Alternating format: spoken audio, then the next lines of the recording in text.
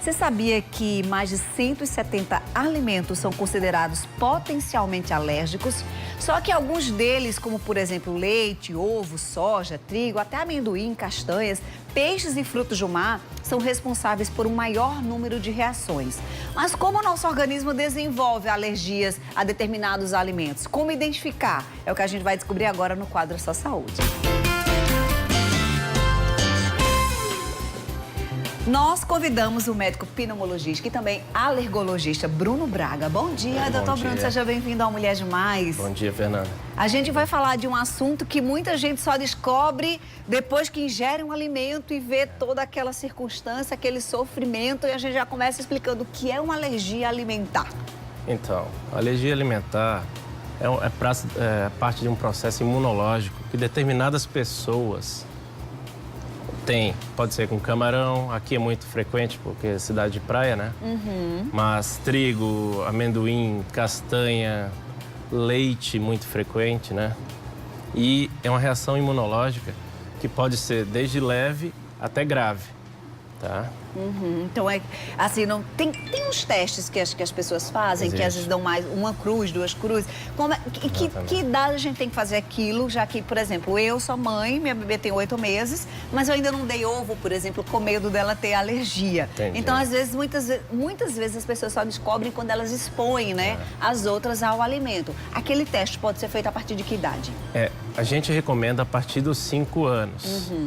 Até porque antes o sistema imunológico ainda está em formação e é mais uma coisa de observação mesmo. Você dá o alimento para a criança e se ela tiver alguma reação indesejada... É a questão da exposição mesmo. Exposição Agora, mesmo. Tem diferença entre alergia e intolerância alimentar? Tem. Alergia geralmente é pela proteína, tipo, eu sou alérgico a camarão. Intolerância é uma incapacidade nossa de digerir um açúcar de determinado alimento. A mais comum que a gente tem é a lactose. Que a pessoa não tem a enzima lactase, que é a que quebra a lactose, e não consegue digerir. Aí tem diarreia, a barriga fica estufada, tem que é por isso que hoje em dia já vende, né? Algumas já vende. Para poder quebrar a enzima. enzima. Doutor, a gente vai agora algumas dúvidas de telespectadores que partilharam no zap do Mulher Demais, o 991050400. E ela diz assim: como posso saber se minha filha pode comer camarão? Pois a mesma apresentou 100% de alergia a camarão e crustáceos. Significa aí, pelo contexto, que ela já fez aquele teste. Existem tratamentos para isso, que é a dessensibilização com vacinas, mas se deu 100%, é muito difícil. Dificilmente ela... E é pro resto da vida assim, doutor? Tem gente que tem alergia na infância e some depois na idade adulta. Mas tem gente que fica o resto da vida. Isso aí é impossível a gente saber quem vai... precisar, né? Não tem. A outra telespectadora comenta que a mãe dela sempre comeu caranguejo. O doutor Bruno estava falando aqui que no Nordeste, aqui a gente por morar numa cidade litoral, então é muito comum caranguejo, camarão, frutos do mar. E aí, certo dia, ela foi comer de novo e encheu de caroço, ficou toda intoxicada. Será que ela ainda pode comer? Tá na dúvida. Não tinha, passou a ter... Ou pode ter sido algum outro ingrediente do preparo? Exatamente. Como as cozinhas dos bares, restaurantes não são tão preparadas para separar os alimentos, às vezes um alimento é preparado na mesma panela que foi feito um camarão, por exemplo. É o que vocês chamam de contaminação cruzada? Isso. Aí tem que ver, realmente fazer os testes, ver se ela desenvolveu a alergia, que pode ter acontecido. Entendi. Ou se foi só uma contaminação mesmo. Entendi. Talvez onde preparou o camarão, poderia ter uma outra coisa que ela tem alergia, ele se contaminou ali. Lá, fritou a batata frita no óleo que tinha camarão. Isso existe em barzinho, né? Entendi. Então, nesse caso aí, é bom ela se expor novamente para testar? O ideal é ela fazer os testes antes, porque crustáceos, eles podem dar uma reação mais grave e dar problema. O teste é aquele teste alérgico mesmo. E o sanguíneo também, que é mais específico. Explica como é sanguíneo, doutor Bruno. Então, para o diagnóstico de alergia, existe o prick test, que é o teste na pele, né, que bota alérgeno de contato, de cheiro e de comida. E existe o RAST, que chama, que é o teste imunológico, que é mais específico, que mede o anticorpo para determinado alimento. Nossa, que interessante. Dizem que é assim, é igual a pecado. Quando você não sabe o que é pecado, você faz e tá tudo certo com Deus. Aí dizem que a alergia, depois que você faz esse teste alérgico, você comeu um alimento a vida inteira e não sentiu nada. Depois que faz o teste, aí parece que começa a surgir sintomas. Mas aí, como a gente sabe que pode trazer um problema muito sério, é melhor fazer, né, doutor? Pode levar à morte. Chegar, edema de glote e morte nos últimos casos. Né? Outra telespectadora comenta com a gente assim: bom dia, Fernandinha. O meu filho, como toma o mingau, que é o leite, né? Logo após começa a tossir muito. Pode ser alergia a leite? Ele não tosse o dia todo, somente quando toma o mingau. A alergia ao leite também pode gerar secreção? Pode.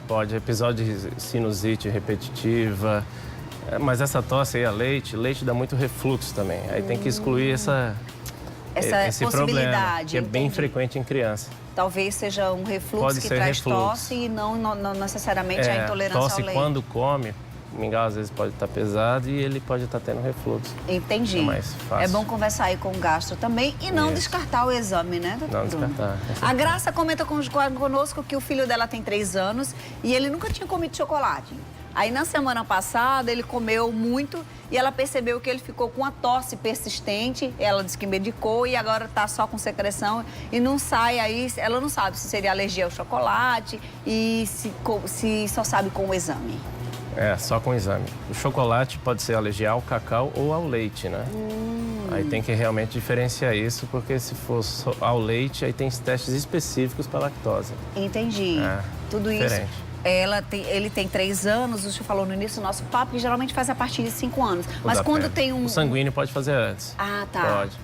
E como ele apresentou um quadro, fica mais fácil de investigar, né? Assim? Com certeza. Outra telespectadora comenta conosco, a filha tem 4 aninhos, comeu linguiça e ficou toda intoxicada. Mas sempre comia e ela nunca tinha acontecido. Beijos, Fernandinha. É aquilo que você falou anteriormente, né? Exatamente. E alergia a porco é muito comum também. Aqui no Nordeste, diferente do Sul, o Sul come muito porco. Aqui come pouco. Aí, como a exposição não é frequente, a pessoa pode ter alergia a porco e desenvolver uma vez e outra não. Isso existe também. E de repente surge. Uma outra telespectadora fala de um outro tipo de alergia, que não é alimentar, mas a gente aproveita aqui e dá uma pincelada.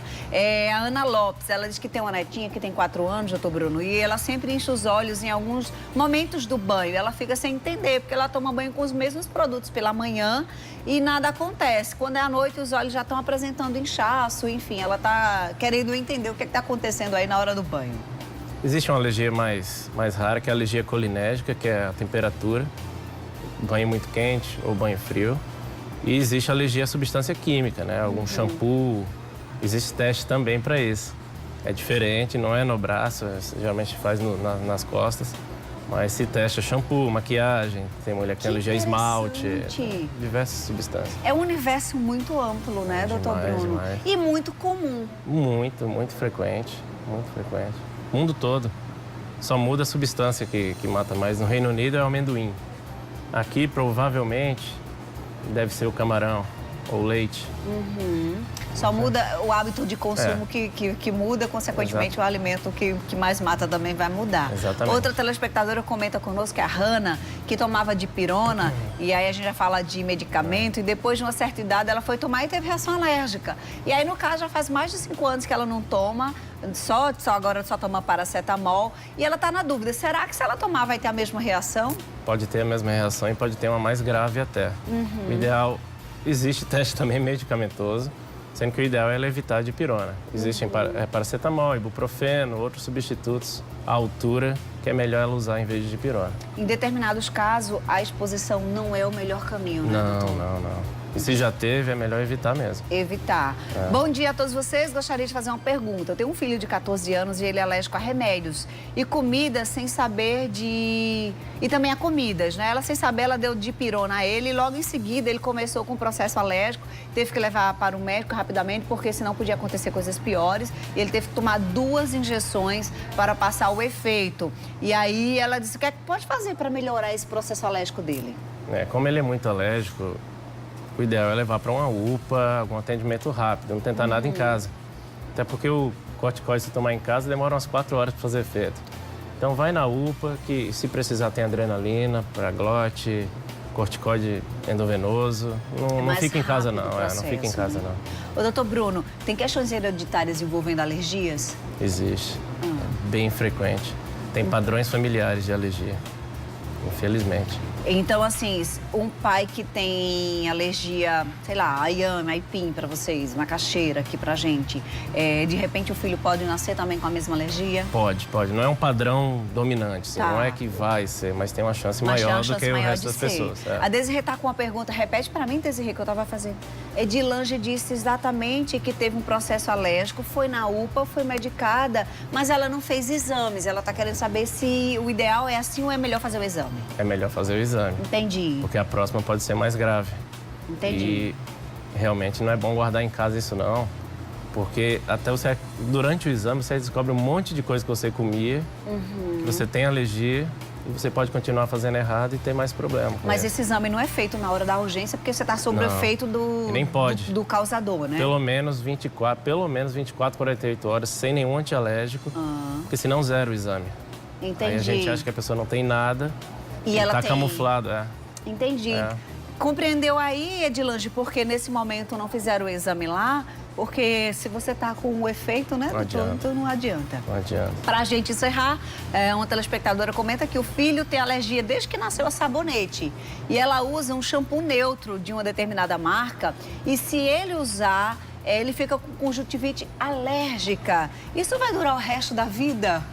Isso não tem como dizer se vai durar o resto da vida, mas ela tem que fazer o PET test, que é o teste de substância química, e ver o que tem nesse shampoo que está dando esse problema na criança.